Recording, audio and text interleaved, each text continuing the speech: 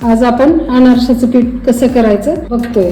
मी 1 kilo तांदूळ 3 दिवस भिजवले आणि त्याचं 3 दिवस पाणी मी काढत होते। म्हणजे पहिल्या दिवशी भिजवलं, नंतर दुसऱ्या दिवशी काढलं, तिसऱ्या दिवशी काढलं।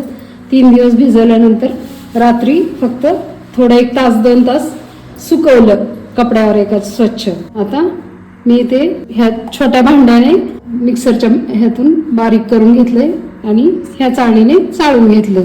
म्हणजे आपल्याला एकदम बारीक पावडर पाहिजे। ते तुम्ही बघू शकता।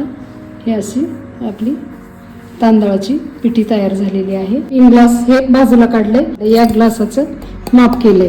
आता या ग्लासाने आपण एका पिठात साखर मिसळणार आहोत, तर ते आधी करून घेऊ। ही साखरेची पिठी आहे। आता आपण ही मोजून घेऊ। आपले तांदळाचं पीठ 3 ग्लास आहे, तर आपण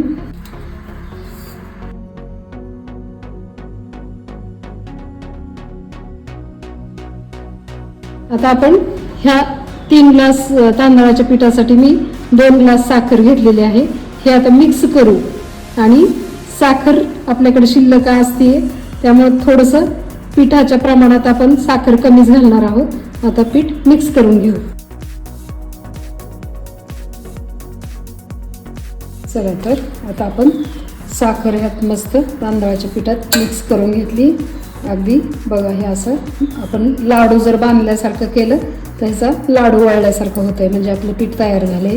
मी साखर वापरताना 3 ग्लासाला 2 ग्लास साखर वापरली आणि साखरेची पिठी मी शिल्लक पण ठेवली आहे। आता काय, आपण जेव्हा मळून हे पीठ मुरू द्यायचंय आपल्याला 4 दिवस 3 दिवस, आणि जेव्हा करू तेव्हा समजा जर आपल्याला कमी वाटली साखर तर आपण थोडी साखर पावडर मिक्स करू शकतो। मळताना एखादा अनारसा करून बघून करू शकतो। पण जर जास्तीच जर साखर झाली तर मात्र ते अनारसे फसतात। म्हणून साखर थोडी नेहमी कमी वापरायची आणि पिठी साखर शिल्लक ठेवायची।